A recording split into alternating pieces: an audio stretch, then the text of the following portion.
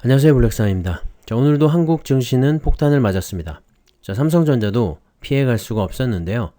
자, 보통주는 1.88% 빠진 78,500원으로 마감을 했고, 우선주는 1.77% 빠진 72,200원으로 끝이 났습니다. 자, 이번 한 주 내내 정말 시원하게 빠져버렸는데요. 사실 저는 크게 걱정하지는 않습니다. 어느 정도의 이런 건전한 조정은 필요하다고 생각이 들고요. 자, 장기로 가져갈 거기 때문에 오히려 이렇게 할인을 해주면 땡큐인 거죠. 저는 개인적으로 이 노후 자금으로 쓰려고 삼성전자에 투자를 하고 있습니다.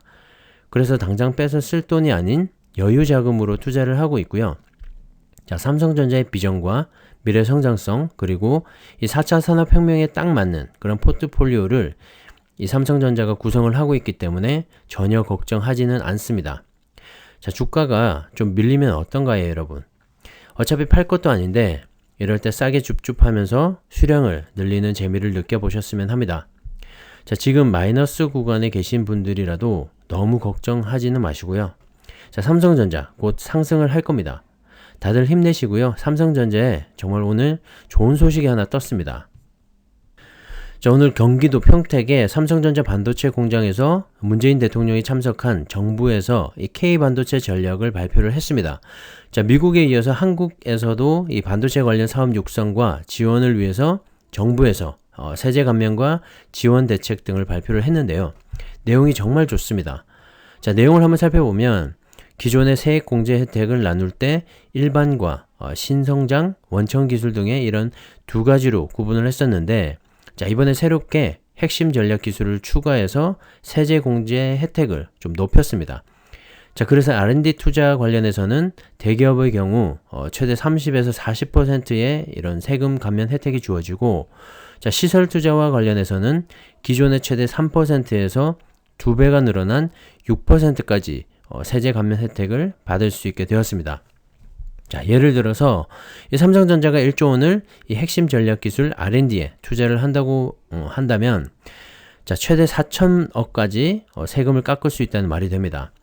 자, 그리고 삼성전자가 지난해 이 핵심 전략 기술 시설 투자에 5천억 원을 쓴 다음 올해 7천억 원을 더 투자를 했다면, 자, 우선 올해 투자분에 대해서 6%인 7천억 원에서 6%인 420억 원을 공제받고, 자, 거기에 더해서 작년보다 증가된 2천억 원에 대해서 작년에는 5천억이었는데 올해 다시 7천억을 투자를 한 거죠. 그러면 2천억이 증가가 된 건데, 자, 이런 증가분에 대해서 다시 4%의 추가 공제 혜택이 주어져서 4%면 80억 정도가 되겠죠.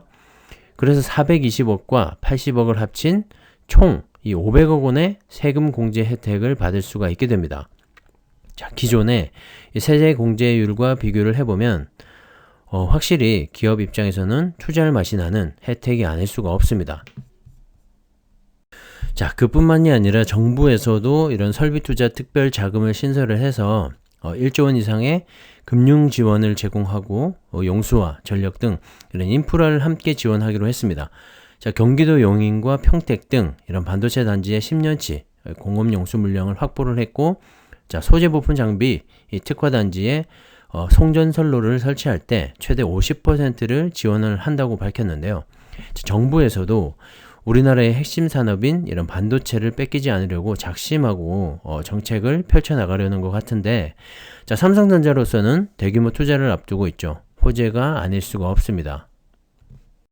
자, 정부는 이러한 세제 혜택과 인프라 지원을 바탕으로 판교와 평택, 천안, 용인, 이천, 청주를 연결하는 K반도체 벨트를 조성하기로 했는데요. 자, 메모리와 파운드리, 팹리스, 장비 등 이 반도체 산업 전반을 아우르는 대규모 생산 기지가 아시아 중심에 생기게 되는 셈입니다. 자, 이런 계획 속에서 네덜란드의 노광 장비 업체죠. ASML. 이제는 다들 아실 것 같은데요. EUV 극자외선 노광기를 생산하는 업체로 이 한 대당 2천억 원을 호가하는 장비를 만드는 회사입니다. 자, 7나노 이하의 초미세 공정에서는 반드시 필요한 장비인데요. 1년에 생산할 수 있는 대수가 한정적입니다. 최근에는 한 50대 정도라고 들었는데, 자, 그만큼 장비 수급에 어려움이 많죠.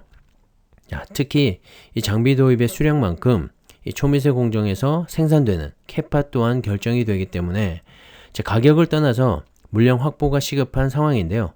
자, 그런 ASML에서 이 K반도체 벨트 내에 300명을 채용해서 노광기 관련 트레이닝 센터와 재제조 센터를 구축할 계획이라고 밝혔습니다.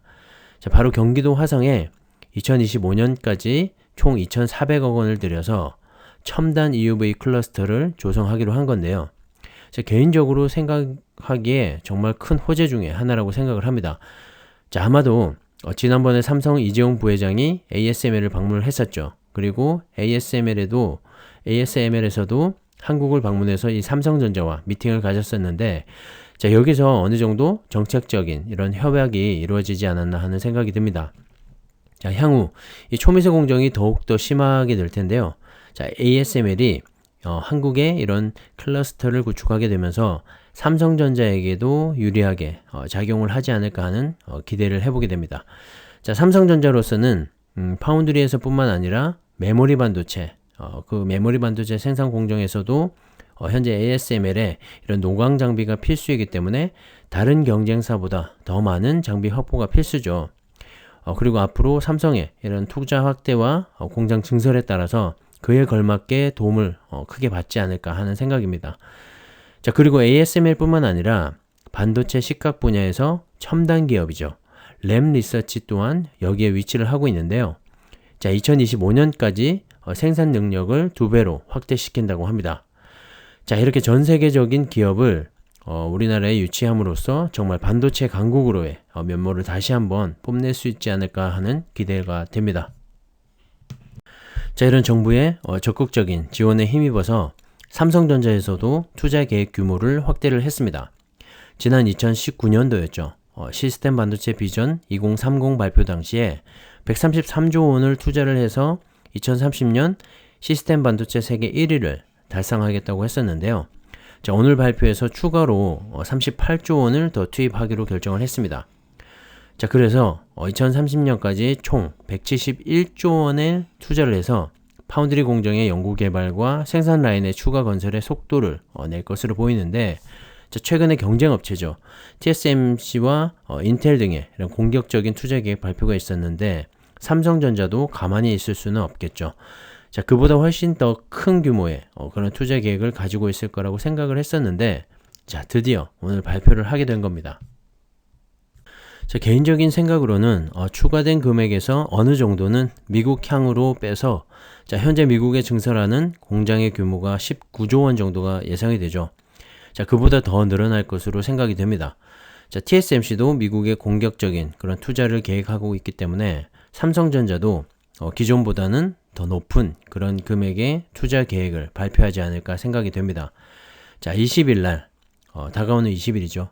판가름이 날 것으로 보이는데, 자, 미국 정부에서 반도체 공급 부족 관련 2차 회의에 삼성전자를 또다시 불렀죠.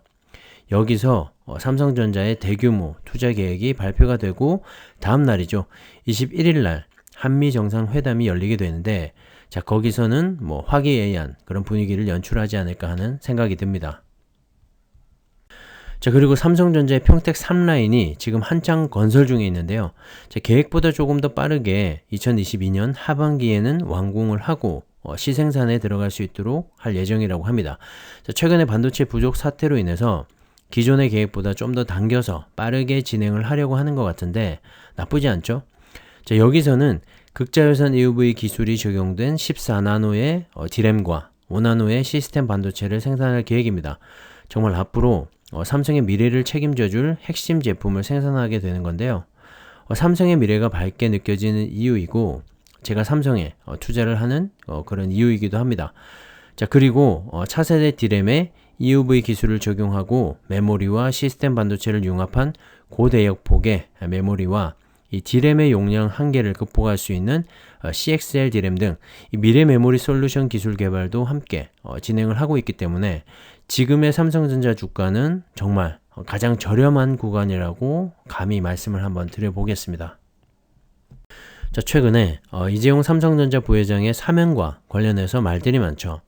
한 여론조사 기관에서 발표된 결과를 보면 이재용 부회장의 사면에 찬성을 한다가 64%, 반대한다가 27%로 사면 찬성에 좀 더 많은 사람들이 힘을 실어주고 있습니다. 자, 최근에 문재인 대통령도 사면과 관련해서 이 국민 공감대를 보고 결정을 하겠다고 밝혔었죠.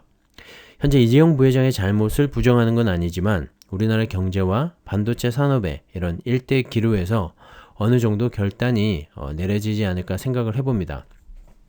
자, 개인적인 생각인데 다가오는 19일이 석가탄신일이죠. 만약에 이날 전격적인 사면이나 가석방 정도가 이루어지게 된다면 자, 20일 미국에서 열리는 반도체 회의에도 참석을 할 수가 있죠.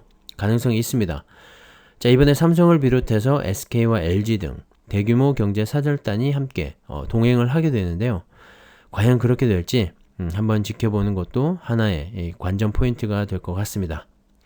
자, 삼성전자 오늘뿐만 아니라 이번 한 주 내내 많이 떨어졌는데요. 너무 걱정하지 마시고요.